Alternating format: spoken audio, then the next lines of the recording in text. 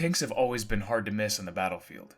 Their sheer size and presence make them natural targets, with enemy forces eager to take out the most dangerous-looking machines first. Early solutions to this problem were straightforward: pile on more armor. But as armor grew thicker, so did the anti-tank firepower. This arms race came at a significant cost. Thicker armor means greater weight, which reduces mobility, limits operational range, and places greater strain on engines and suspensions. One seemingly counterintuitive solution was to do the opposite: to reduce armor protection instead. By lowering overall weight and pairing the vehicle with a powerful engine, designers could dramatically improve speed and agility. A fast-moving vehicle was far more difficult to hit and destroy than a slow, heavily armored behemoth. This philosophy is clearly reflected in some Cold War-era tank design, where mobility and maneuverability often took precedence over sheer armor thickness. But the origins of this idea can be traced back to Germany in the 1930s with the work of engineer Heinrich Ernst Kniepkamp, who developed an improved version of the Panzer I designated as Ausf.C. His design, the Panzer I Ausf.C, was conceived as a high-speed reconnaissance tank, prioritizing maximum mobility while deliberately sacrificing armor protection and firepower. Attention tankers, Tank Encyclopedia has an important announcement for you. The festive season may be over, but the surprises are just beginning. For a limited time only, from the 8th of February to the 8th of March 2026, we're running a campaign offering an exclusive 25% discount on the Tank Encyclopedia magazine bundle. What's inside? Well, all 11 issues in one bundle, and it's available in PDF and EPUB formats. Enjoy instant access to articles prepared by our team of dedicated writers and illustrators covering the history of armored vehicles from the 19th century all the way to the present day, in-depth armored warfare analysis, rare vehicles, prototypes, and much more. Don't hesitate, charge forward and grab your Tank Encyclopedia magazine bundle today. Follow the link in the description, enter the promo code TEFEBSALE25 at checkout, and enjoy all 11 issues of our beloved Tank Encyclopedia magazine at a special discounted price never seen before. At only $35.50, it's going to be hard to find a better value for your money. Thank you for your attention, and now, back to the video. The initial concept for what would eventually become one of the fastest German tanks was conceived in 1937 by Kniepkamp. He believed that a tank should prioritize maximum firepower and speed, while armor protection was of secondary importance. In pursuit of this idea, Kniepkamp made two attempts to involve the Krupp Company, first in February and then again in May of 1937. At the time, Krupp was heavily engaged in other armored vehicle development programs for the German army and was already operating at full capacity. With limited production capabilities and no official army request to make it, Krupp declined to take on the project. Seeing this route as a dead end, Kniepkamp instead turned to Krauss-Maffei, a company involved in half-track production, where he found greater success in advancing his little pet project. By January 1938, the first proper design drawings of the VK3, short for Vollketten, or fully tracked, 3 tons vehicle was completed. The drawing focused on the chassis, which featured a torsion bar suspension system with 4 large road wheels on each side, a Maybach NL38 engine, and lubricated tracks. The vehicle's theoretical maximum speed was estimated at 80 km per hour, or about 50 miles per hour. By April, the drawings had evolved into a complete light tank design, designated as VK5. It was estimated to weigh around 5 tons and achieve a maximum speed of 75 km per hour. This project would later evolve into the VK6, which retained a similar overall design, but was to be equipped with a more powerful Maybach HL54 TRM engine. However, the maximum speed was subsequently reduced to 67 km per hour. Plans were soon made to replace the engine this time with the Maybach HL61 paired with an 8-speed semi-automatic transmission. This updated configuration was designated VK601. In October 1938, Krauss-Maffei was awarded a contract to produce 6 trial vehicles. Following the conclusion of the prototype trials, a production order was issued for 40 vehicles of the Zero series. These were officially designated Panzerkampfwagen 1 NA, or Neue Art, new type, but eventually renamed to Panzer I Ausf.C. The production contract was signed on the 25th of April 1940, with deliveries scheduled between March and September 1941. The first two trial chassis were completed by July 1941. However, with the launch of Operation Barbarossa and the invasion of the Soviet Union, German industry shifted its priorities to higher performance tanks like the Panzer III and IV. As a result, the Panzer I-C received lower production priority. The first trials with the newly produced vehicles were held in May 1942. The test involved driving approximately 30 kilometers along the highway from Munich to Dachau, followed by a return trip across rough terrain. The primary goal of these trials was to determine the minimum oil pressure required for the new triple radius steering unit. The tests were considered successful, with only minor modifications needed to the steering mechanism. Details about the actual production are poorly documented, but it is estimated that manufacturing took place between the summer of 1942 and early 1943, when the last of the 40 ordered vehicles was delivered. The overall hull design followed the standard layout used in all German tanks, featuring a front-mounted transmission, a centrally positioned crew, and a rear-mounted engine. The vehicle weighed approximately 6.4 tons and was powered by a Maybach HL45P engine capable of producing up to 150 horsepower at 3,800 RPM. Paired with an 8-speed Maybach transmission, this setup could theoretically allow the tank to reach a top speed of 79 km per hour. In practice, however, the permitted speed was limited to 65 km per hour on well-paved roads to prevent damage to the engine and transmission.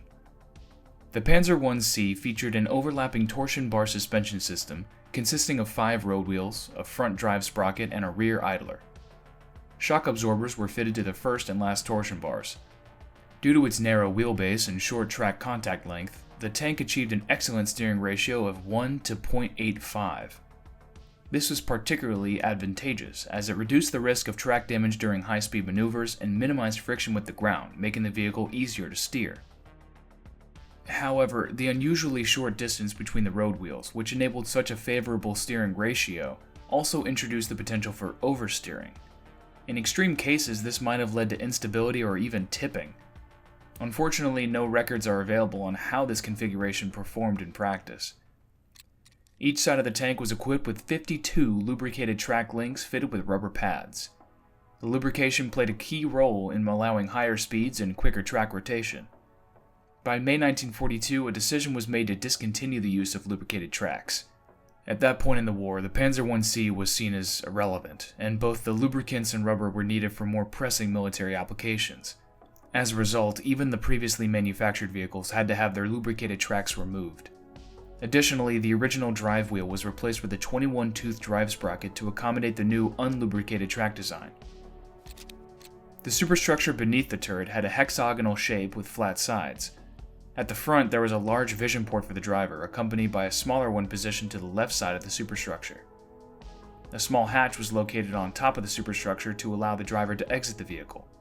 However, this hatch was often obstructed by the turret and main gun, making it difficult to use in practice.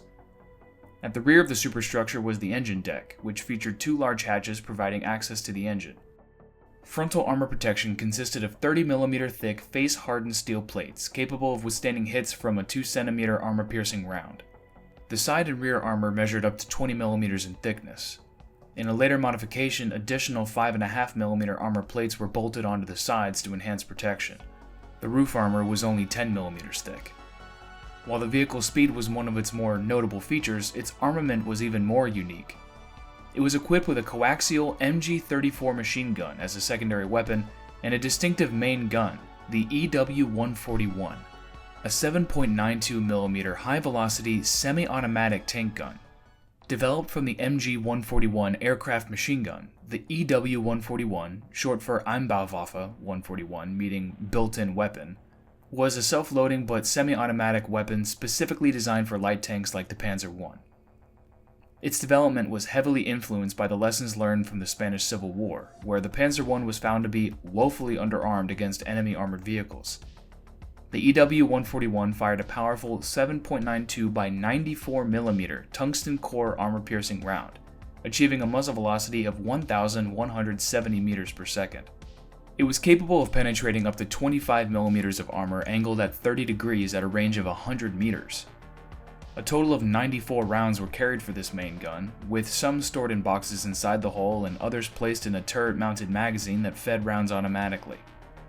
The MG-34 secondary armament had an ammunition load of 2,100 rounds. For long-distance transport, the EW-141 had to be removed from the vehicle to protect it from environmental damage. A total of 60 such weapons were developed and produced by Mauser. Of these, 40 were allocated for the Panzer I-C project, while the remaining 20 were intended for use in the experimental RK-9, a German-Austrian armored car manufactured by Steyr. It featured a wheel-cum-track system and shared a turret design similar to the Panzer I-C. As with the earlier Panzer I Ausf.C and B models, Daimler-Benz was responsible for designing the turret for the Ausf.C. The turret had a rectangular shape and was equipped with a commander's cupola, featuring 8 periscopes for all-around visibility. The turret was protected by sloped 14.5mm thick homogeneous armor plates. Like all Panzer I variants, the Ausf.C had a 2-man crew. The commander, who also served as the gunner, was seated in the turret and was responsible for observing the battlefield, operating the main gun, and issuing commands to the driver. The driver was positioned on the left side of the hull and was responsible for maneuvering the tank as well as operating the radio. While Kniepkamp's original plan was simply to develop a fast, light tank, the German army assigned the Panzer I-C to a more specific role.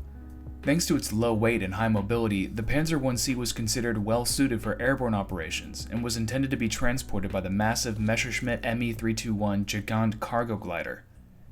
This rationale behind this concept can be traced back to the lessons learned during Operation Mercury, a large-scale German airborne assault aimed at capturing the island of Crete in 1941. Unlike earlier campaigns in the Netherlands or Norway in 1940, the paratroopers in this operation were not supported by any ground forces. Despite ultimately achieving victory, the operation was costly in terms of casualties. One major reason for this was poor planning and inadequate reconnaissance. German paratroopers frequently landed directly on enemy positions without access to weapons, which had been dropped separately in easily captured containers. In response to these shortcomings, the German military began to explore the idea of deploying a lightweight, air-transportable armored vehicle that could be used for scouting and fire support. An alternative secondary role for the vehicle was as a light armored unit intended for use in colonial or garrison duties, particularly in warm climates. While the term colonial did not strictly refer to traditional overseas colonies, it broadly implied deployment in Axis-controlled regions such as the southern areas of the Soviet Union or North Africa. Vehicles intended for such environments were usually fitted with specialized equipment such as sand filters to better cope with dry, dusty conditions. Ultimately, and perhaps unsurprisingly, the Panzer I-C was not used in either of these proposed roles. The actual combat use of the Panzer I-C is poorly documented and lacks detailed explanation in available sources. In March 1943, the first 2 of the 40 completed vehicles were attached to the 1st Panzer Division. At that time, parts of the division were stationed in Greece, and it was not until October 1943 that the tanks were transferred to the Eastern Front. During the Battle of Kiev, one of the 2 Cs was lost in combat. The surviving vehicle remained in service until December of the same year, when it was returned to Germany for repairs, marking the end of its operational career in the Eastern Front. Some of the remaining 38 were assigned to the 58th Panzer Reserve Corps later in 1943, while others were sent to the Panzer Battalion Norway, which was actually based in France for training. These units were equipped with outdated or second-line tanks deemed unsuitable for frontline combat. The Ausf.Cs were intended to be used primarily for training and anti-partisan operations. When the Allies landed in Normandy in June 1944, most of the remaining Ausf.Cs were deployed there, and by the end of 1944, nearly all had been destroyed. At least one example was captured by Allied forces and examined, but it was deemed insignificant and eventually scrapped. This concludes our video on the German Panzer I Ausf.C. What are your thoughts on the concept of sacrificing armor for increased mobility? Do you think this vehicle was a waste of time, or did it have untapped potential that the Germans failed to fully exploit? Share your opinions in the comment section below. And if you haven't done so already, we invite you to subscribe to stay updated on future content. If you'd like to contribute further, consider Patreon or PayPal, or even our sister channel, Plain Encyclopedia. As always, we want to especially thank our medium and heavy tank Patreon supporters: Dave Schuford, Sopwith21, Dan Fitzpatrick, Owen M., and R. Rob. Your generous contributions help fund our research, illustrations, and video production. Until next time, keep us in your sights.